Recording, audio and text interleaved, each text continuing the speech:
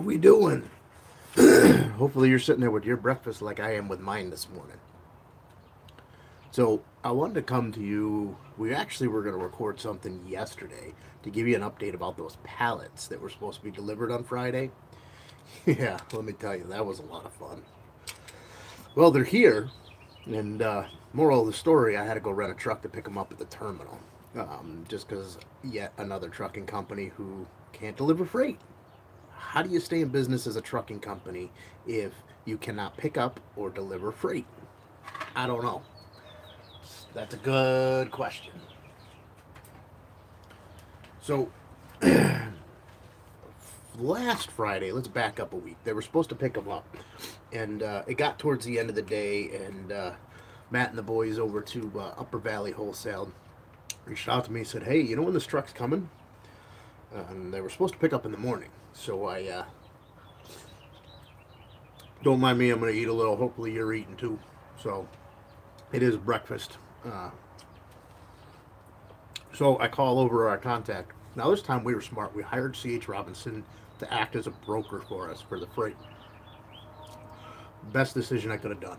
We didn't go directly with them. We went through their alternative site called Freight Quote. And let me tell you, it's affordable. It really doesn't add much more to the cost if you went directly with the carriers.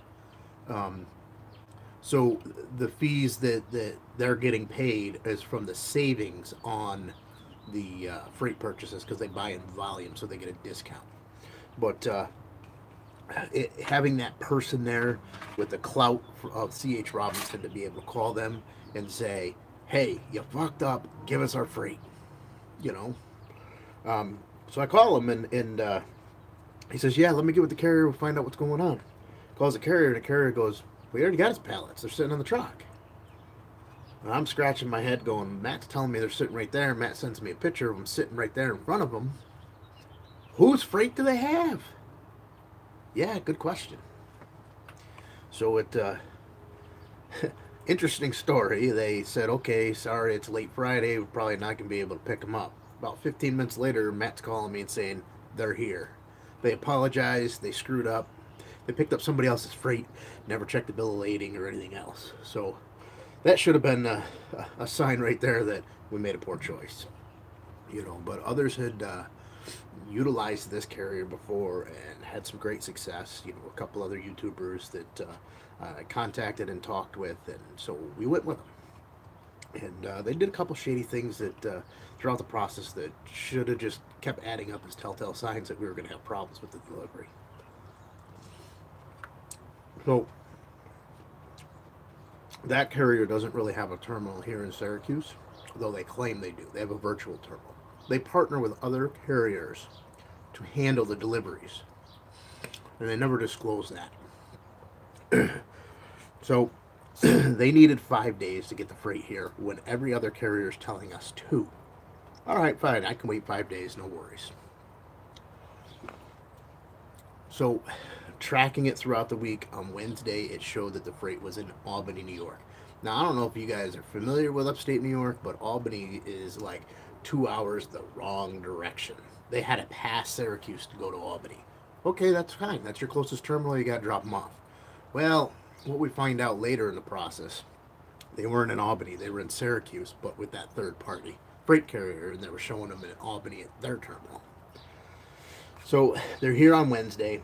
I call on Thursday just to make sure that we're good for Friday delivery, and got to run around several times. And I'm like, look, I'm just trying to schedule people to make sure we have everything here for you guys prepared to make this quick and easy. And they keep telling me the scheduler's out. They can't let me know. They'll get back to me.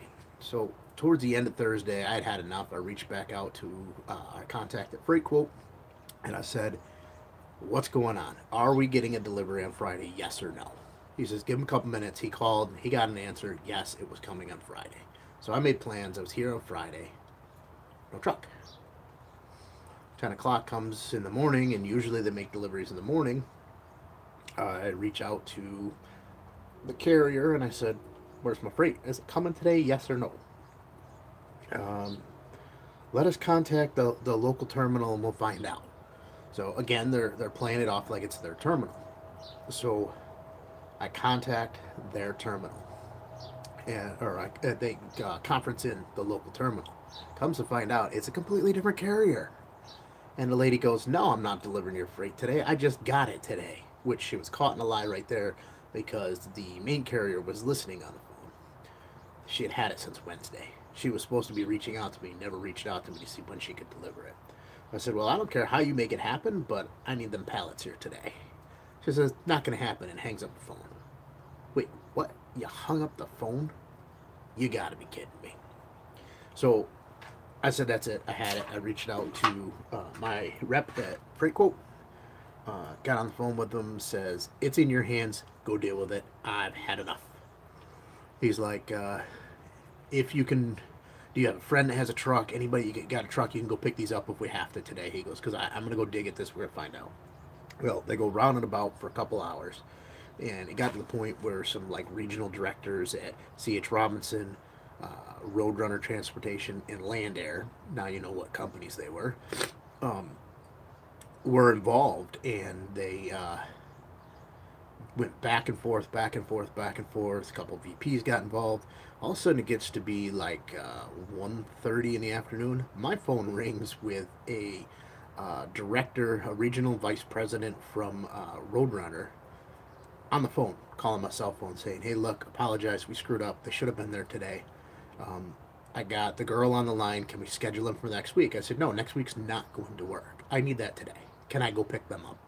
"Oh, absolutely. We'll credit you back everything for the delivery.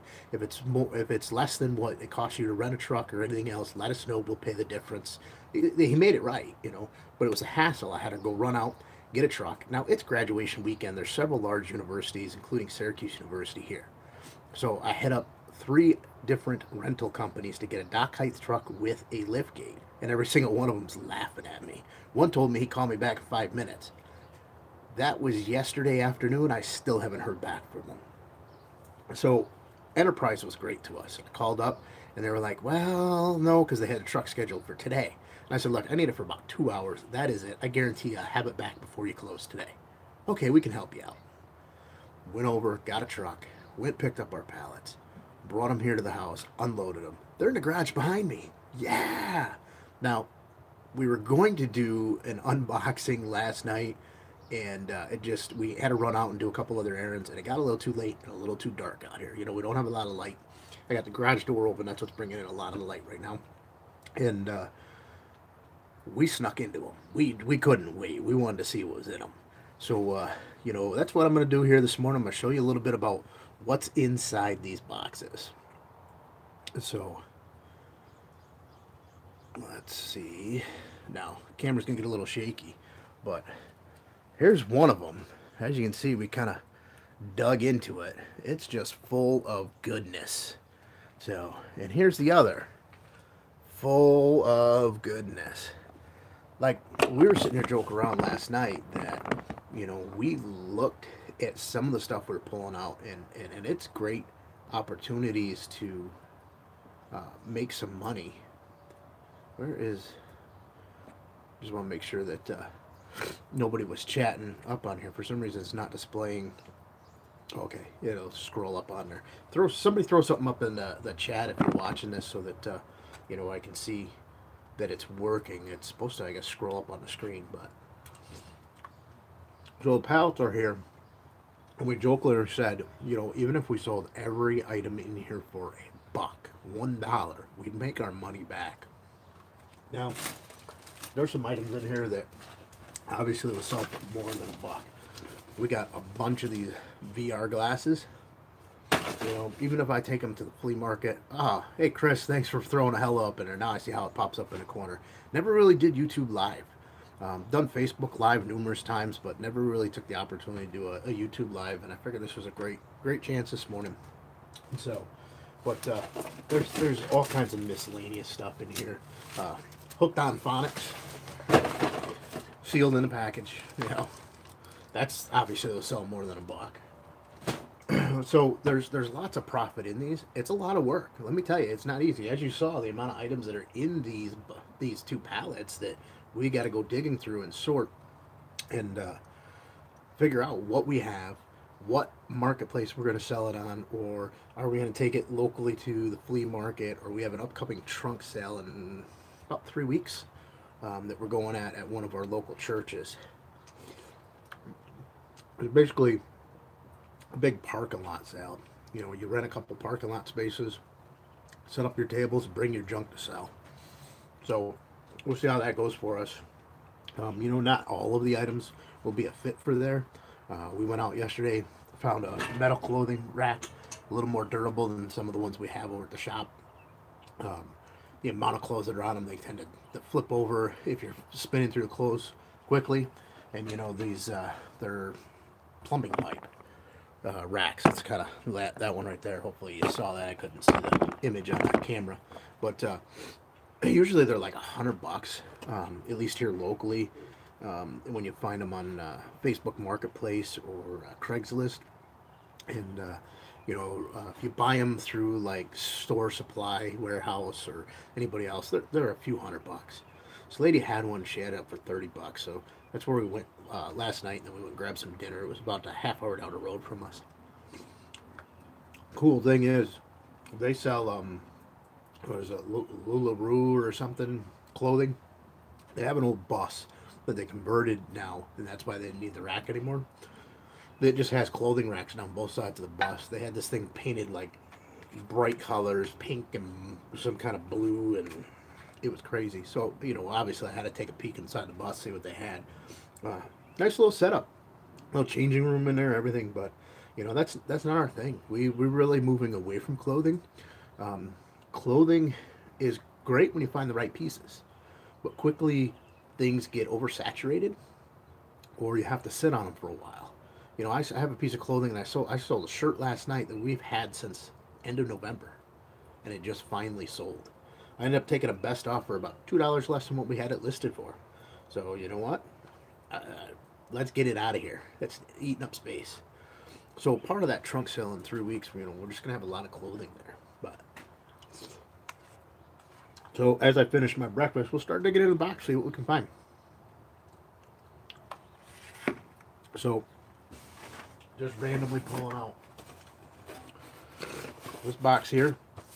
It's got a little acrylic piece that's got a time clock on it. There's another piece you put it into that lights it up, sends light upside the little plexiglass or whatever it is. Pretty cool item, you know. It's a novelty item. I wish it was like a real working clock, but unfortunately it's not. That's something I could easily throw on a table, throw a couple batteries in it, sell it, you know. Throw like $5-10 on it at the flea market. You know, somebody come up, offer you a little less, but boom, done. Nice clock for the house. You know, your office, your house, whatever. That's more than $1 right there. Throw that on eBay, Amazon. You know, obviously, there's fees involved in selling it too, but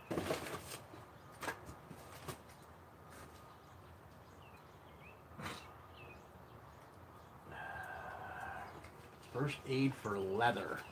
Looks like it's a leather patch. So, you know, it's just a piece of leather inside for furniture. You got a little rip or tear, you fix it. You know, Fitbit bands, watch bands. That pellet's got tons of them in it. So, just lots and lots of fun. So, thermal top for a woman. You know, so as you guys can see, I'm not kidding. There's tons of stuff in here. But kids' bath toys, flame lamps, you name it. I mean, we were digging through finding all kinds of goodies last night.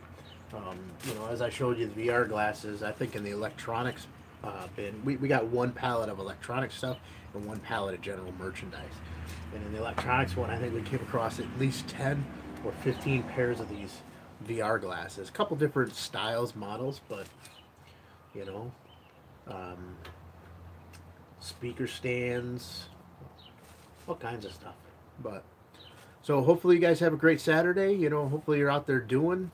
If you want to see more of these lives, let me know. I'd be happy to do them. But It's a gloomy day here in Syracuse. I'm still going to break out my tents, throw them out there, throw a couple tables out, and start digging through these boxes. All right, hustlers, get out there and do.